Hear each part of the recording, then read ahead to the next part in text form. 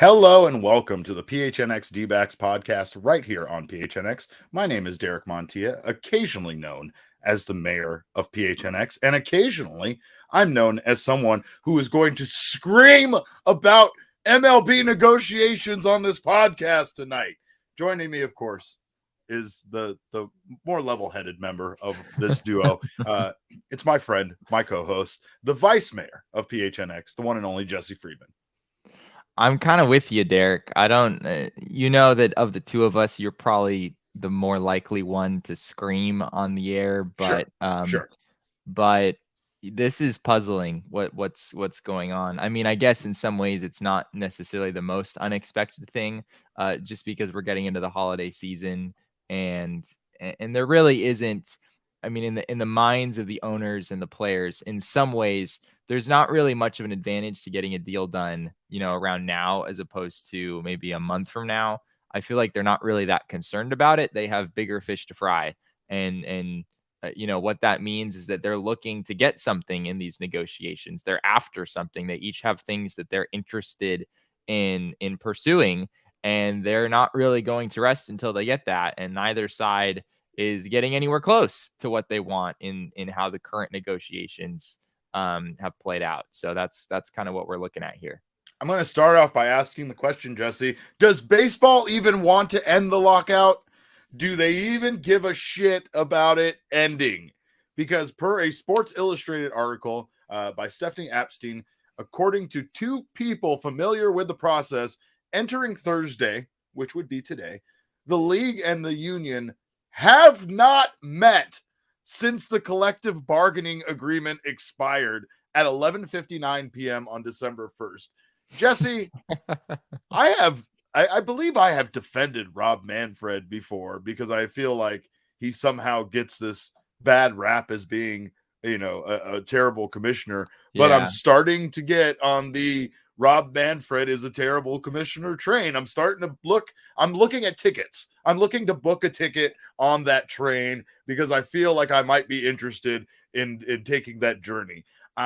He spewed a lot of a garbage about being available and wanting to talk, and in reality, nothing is getting done, right? Like you said, baseball of all sports planned their season better than any other athletic event possibly could. They gave themselves Halloween off most years. They gave themselves the entire month of November off, December and January. They're spending the holiday seasons at home with their families, cozy by the fire, having a good time. Baseball has a great schedule. I think part of it, like you said, is the fact that this is the time of the year where they don't do anything at all anyway. Regardless of if they were in a lockout, regardless of the $1.5 billion spent in free agency as these teams rushed to get it done prior to this date. But it really is starting to feel like baseball, especially the owners, don't want to end the lockout. It feels like the owners have all the leverage here. Baseball could have potentially seen a strike, but apparently the lockout was a way to prevent the strike from happening, and there wasn't a very strong case for the players going on strike anyway, so it's questionable if they were even going to go that route. Now here we are with the owners making the decision to proceed with the lockout, and all of this talk about talking is just talk because no one's talking. It's all talk. It's all talk, Jesse. It's all talk about talk, and they're not doing that. They're not talking. It really is. It really is. I mean, I think at this point, it's pretty clear that this is politics in some ways, right? Exactly. It's each side. I mean, it's kind of like a staring contest to see who blinks first, right? Exactly. It's basically a stare down to see, all right, who's gonna start to compromise first. And the players don't want to compromise, and the owners don't want to compromise, and they also probably want to enjoy the holiday season. And so what you wind up with is a bunch of people who are just probably going to kind of call this off for the next couple weeks and, do things with their families. I have heard, there are some things happening, not on the core economic issues, but there have been some conversations around other things that are maybe a little bit maybe not quite as far up high on the agenda. But But I you're question absolutely right there. who's Yeah. having those conversations though? Are those conversations just being had internally on one side of them trying to get I their think I've requests? heard that I've seen reports that the two sides have talked about some of those things, but they're not getting at the heart of the issues here. And until they're willing to go there, nothing really productive is going to happen, because the other issues are just not as important, and they're not really the reason for the lockout in the first place. Right. And I get what you're saying. Really at the core economic structure is the reason for the lockout. And that's the bigger deal. But that's a whole other thing that we're going to discuss momentarily. My bigger thing is some of those stipulations, some of those requests that the sides have wanted are absurd. Players in the last CBA gave up like huge contribute, like they negotiated and they gave up huge things they wanted in exchange for nothing, in exchange for extra buses or extra seats on the bus or bigger buses or whatever, Yeah. right? Like The last it CBA, you're right. There were not many changes. And it's funny, if you go back to an article that Jeff Passan wrote at the time when the previous CBA went into effect, he literally spelled out that we're set up for a mess of a negotiation in 2021. And that is happening right before our very eyes right now. Another thing that's happening right before our very eyes right now is Johnny Venerable's son from the PHNX Cardinals podcast apparently has a hold of his phone, and his son is a very young, adorable child. And apparently, he is FaceTiming our boss, Saul, who's on vacation on his honeymoon right now, just FaceTiming him over and over again. And I get to see these messages, and I find it hilarious. And I just needed to bring you guys in on it. If you're a fan of the PHNX D-backs, or I'm sorry, Suns podcast, that's what's going on in Saul's life right now. So Saul is getting FaceTimed right now by Johnny's son just repeatedly, and I love that. This is my family, guys. I haven't met Johnny's son, but Yeah, from based on what I know about Johnny, being repeatedly FaceTimed by his son actually sounds like a pretty hilarious story like from a yeah, like an honeymoon. So adorable experience. It's an yeah, yeah. adorable experience. While we're on the topic of our PHNX family, I do unfortunately want to send my heartfelt condolences on behalf of Jesse and myself to our friend Petey from the PHNX Yes. Coyotes podcast, who recently lost his father, and we just wanted to tell you, hey, we love you, Petey, and we know that this isn't easy, but we wish you the best, and hope you can be strong for your family. And I saw the videos today that they posted, and definitely was a beloved individual. So the world lost a great man, and we love you, Petey. So we would just wanted to send you our wishes here as well. Yeah, for sure. And that's in between me, of course, screaming about baseball, but I think Petey would appreciate that, quite frankly. But when we talked again about some of the things that the union wants, what the players want, some of these, when you really take a look at it, some of these issues, as brought up in this piece on Sports Illustrated, were things that neither side was never going to go for. The union was never going to make players free agents for the first time in their career at 29 and a half years old. Yeah. When Yeah, you we think about talked that, about it. Yeah. that's just fucking ridiculous to think about. You can be a free agent for your first time at 30. I understand baseball is it's a different sport. It's different than any other sport. You have these guys, they spend the majority of their 20s in the minor leagues without ever making it out. Sometimes, no matter how good they are, sometimes it's just based on certain progressions and the fact, not everybody's going to be Bryce Harper, and even Bryce Harper spent his fair share of time in the minor leagues before coming up. So, it's one thing to say that they want a little bit more time at a major league level. It's understandable as an owner of a team, but it's also fully ridiculous to expect players for their first time that they can be a free agent would be essentially at 30 years old. That's one thing I will nuts. say on this is, I don't necessarily want to defend the owners here, but it's important to point out that on average, players currently hit free agency for the first time after 29.5. I know it sounds late in your career, but you need 6 years of service time. And most players don't get to the big leagues at 23 and a half, Right. So for the majority of players under the 29 and a half rule, they actually would reach free agency earlier than they would otherwise. But the issue is that you're basing that on average, and right. that's not necessarily. There's also guys like Carlos Correa who would be under contract for 8 years before they hit free agency, and Right. that's ridiculous. And the problem is Carlos Correa, he's the one who's making all the money, right? He's pacing the market, so that's why the players are so against this idea, because the guys who really pace the market for everyone else, those are the guys who are reaching free agency a little bit earlier, and that's the problem for them here.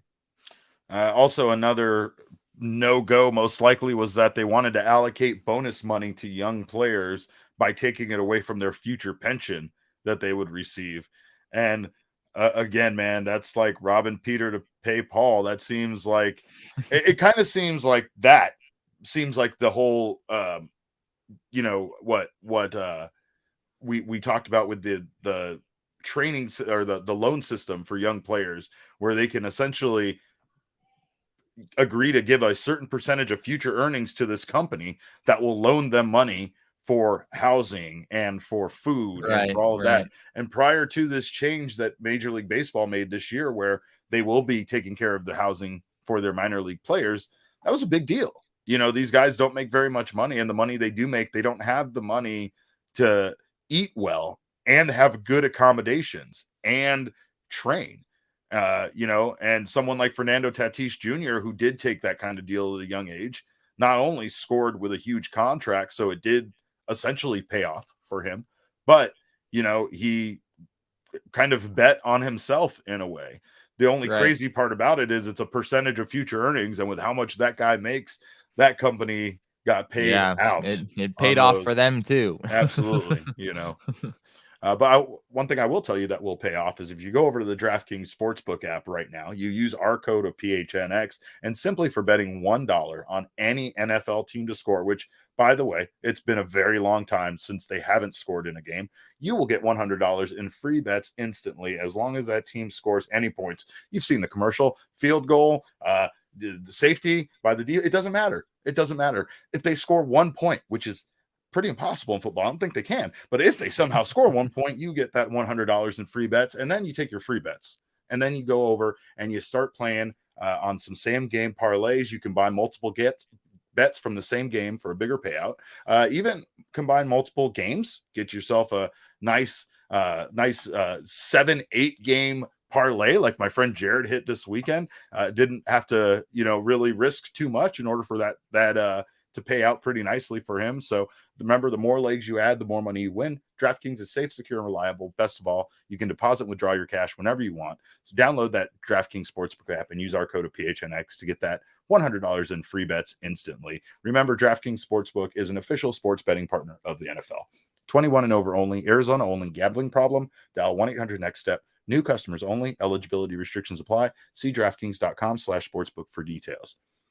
And I'm still stuck on this, Jesse. I don't even. What are we even doing here?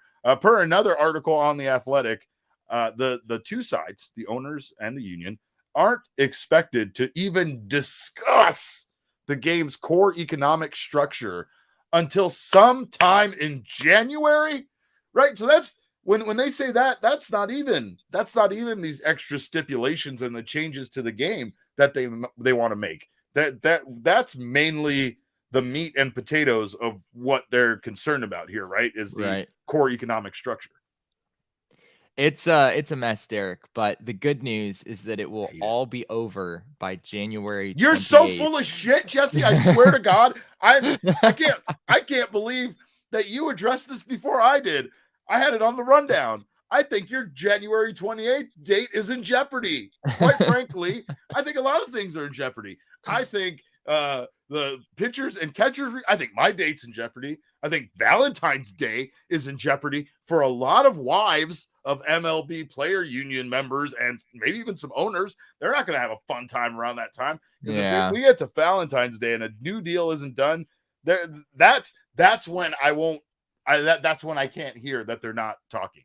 If we're to pitchers and catchers reporting and you tell me that they're still not close on a deal, or they still haven't come to terms on a core economic structure, the season is indeed in jeopardy, right? I don't know what part. We can't figure out what part just yet, right? But once you start cutting into that pitchers and catchers reporting time, now you're impacting at least spring training at the very least, because those pitchers and catchers are still going to get their little bit of time before the regular position players show up. Then they're all going to have some time together to work out and train before they start playing games. It's just the way baseball needs to work.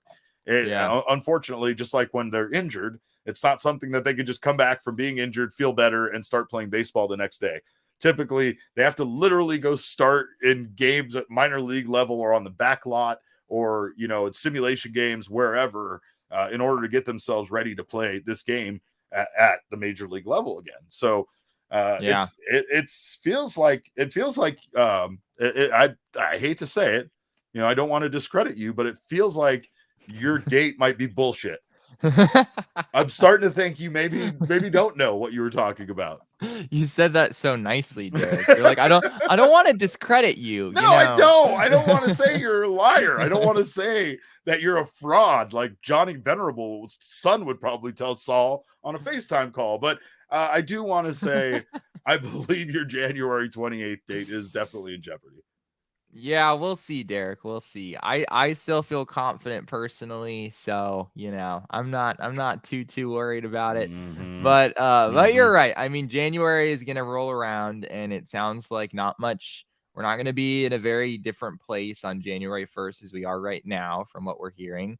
It is lockout season, yes, and yeah, I mean, there's a long road ahead here in these negotiations. What I can say is that once we get close to February 1st, things I think are going to change in a hurry, just in terms of the motivation level of each side to get this done. Because the moment that date gets pushed back, the pitchers and catchers report, you're talking about owners losing money, you're talking about players losing money, and they're going to play the long game, right? Like, they're more concerned about the long-term structure of how they're earning money in the long term, at least from the player standpoint. They're going to view that like it's worth sacrificing this amount of time to get it right. Yeah, they're willing to sacrifice a couple weeks of pay right now to get that done. But I do think that both sides are going to have way more motivation as the date gets closer. And the reality is, right now there just isn't much motivation, right? This is like in college, at least this is how it was for me, Derek. But it's like that group project that's due like a month and a half away, right? Like, your teacher gives you the assignment super early, and at some point you're going to have to meet up with your group members and figure out what you're going to do. But like, you're not going to meet up with your group members in like week 1 or week 2. You're going to meet up. Yes, you are, Jesse. See, this is the exact lack of planning I'm not talking about. Yeah, you need to meet up with them right away. You need to get on the same page. Were you that kind of college student, Derek? Oh man, let me tell you, I was not. But because of my failures at failing to prepare, much like our pal Richard Williams said in the King Richard movie, you prepare to fail. And I started realizing it's like my Christmas strategy, Jesse. People think I'm crazy. They're like, they're either very mad at me for getting my Christmas shopping done early and throwing it and flaunting it in their face. That's me, because I haven't started, and it's December 16th, and Amazon has a delivery backload right now. So I'm utterly screwed. Yeah. So or they're telling me I'm crazy for doing that early. Very few people appreciate it. Very few people go, "Well done, Derek. Good job. Way to not be a last minute shopper kind of deal." We just all hate you. I know. Exactly. That's what it comes down to, right? It didn't start out that way. It started out with me stopping at Walgreens on the way to my brother's house to buy my fucking niece a gift. And then me feeling like a scumbag for doing that and being like, I don't want to be this person. Okay, the real question here, Derek, is what did you buy your niece at Walgreens? Man, let me tell you. Okay, so Walgreens has a a very small but a very efficient toy section. You cannot go here in Phoenix. I'm going to tell you right now, avoid your supermarkets. Your supermarkets aren't going to do anything for you. If you're not going to a Target or a Walmart, I'm telling you, your last minute toy shopping cannot be done at a fucking grocery store. You need to go at least to Walgreens. It's a small section, Jesse. It's probably the size of like my arm width, right? Yeah. But they have quality toys there. You're getting Transformers, you're getting LOL dolls, you're getting games, puzzles, action figures, stuff like that. And you're not getting the copycat you're getting at the store. And you guys all know what I'm talking about, copycat action figures. But this is the reason why I've learned how bad it can be. So I choose to learn from my mistakes in the past and make myself a better person. We should all grow and be better, right? So baseball, this is their first work stoppage in 26 years or whatever. It's still a goddamn work stoppage. It's still something completely that isn't needed, and it's still something that can ruin people's interest in this sport.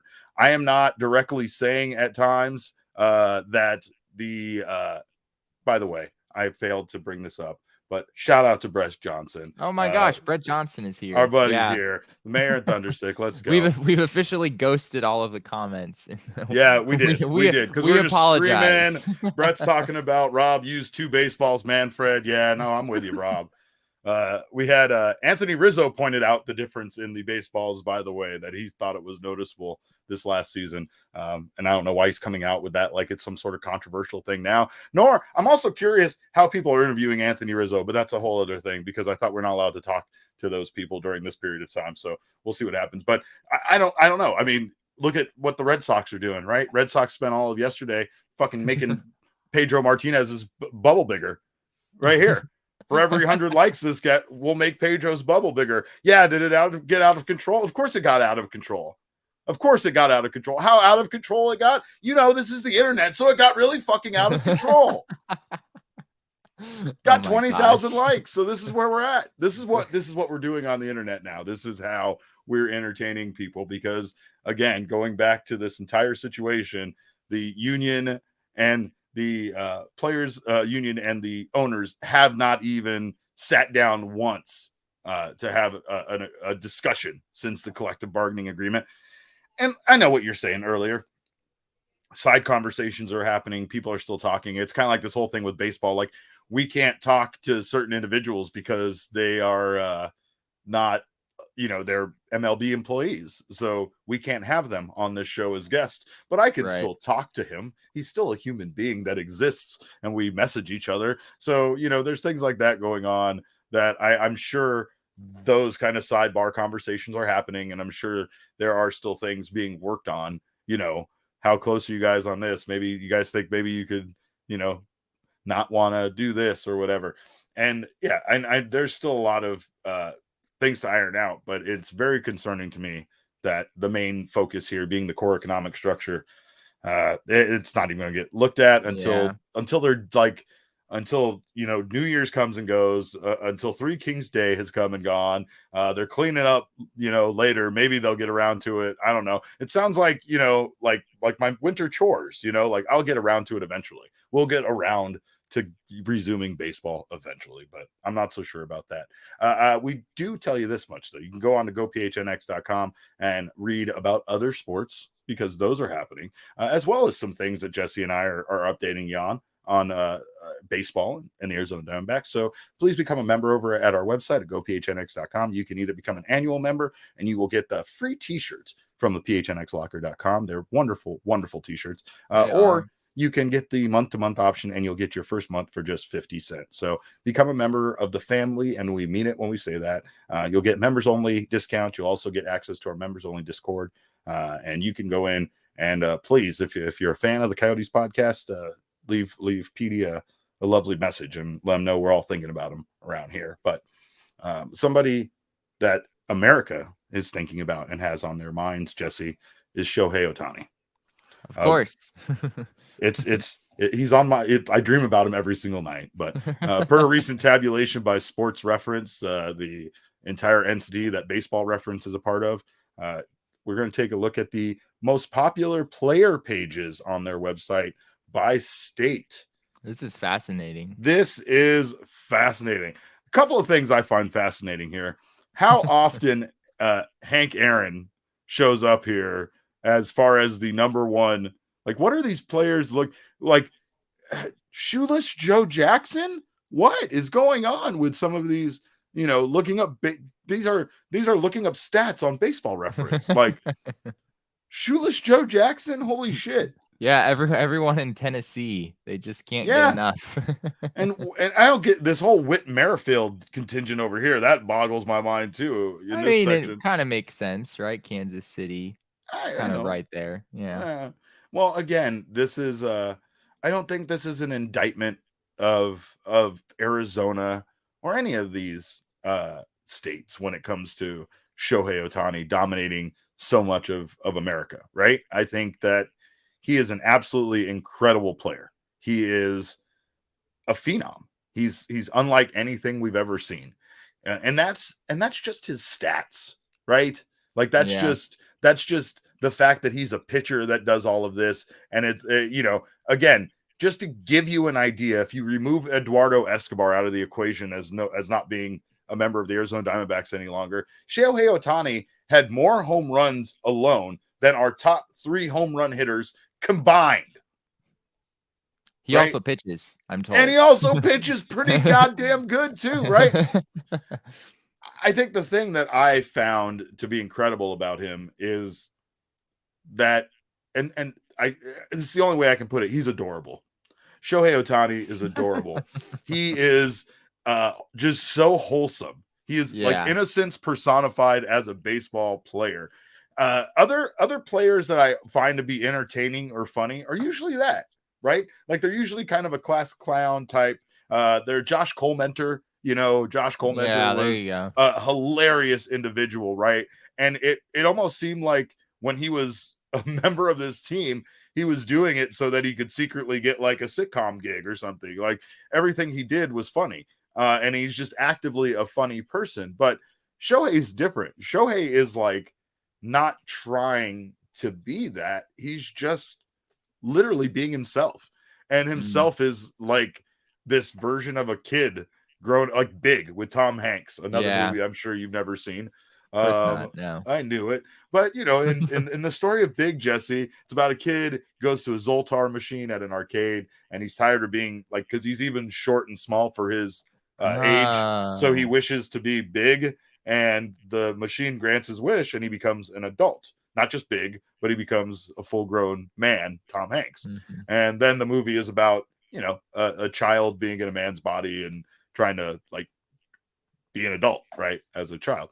It's a great movie. It's an all-time classic. You got the big piano scene, right? I'm sure you've seen that, where he's playing chopsticks on a piano with his God, I fucking hate you. You make me feel so old. Okay, but what I mean? There's this legitimate like innocence to him, and that's kind of what he's a great Ohtani, guy. He's a great guy, and he really is. And so I don't know. We started off this conversation a bit as like I said, a bit of an indictment against Arizona, considering he's our most referenced player. But it first of all, if you look at the state of Texas, they have some pretty goddamn good baseball players in that state, and he also is the number one searched player in the state of Texas, right? With the Houston Astros and everything else that they have going on, Texas Rangers, that's still the number one guy there.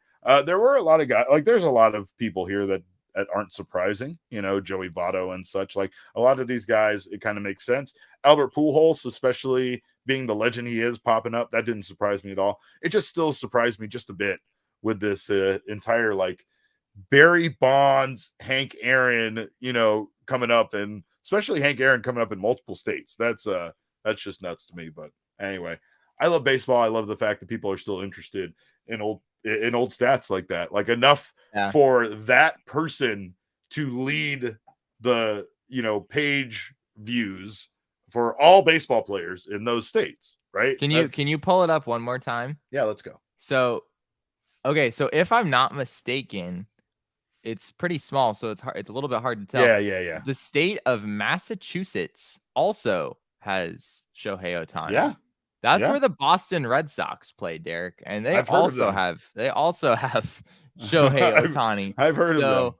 I'm also a little concerned about what's going on down south where we see Alberto Mondesi. Yeah, what is that about?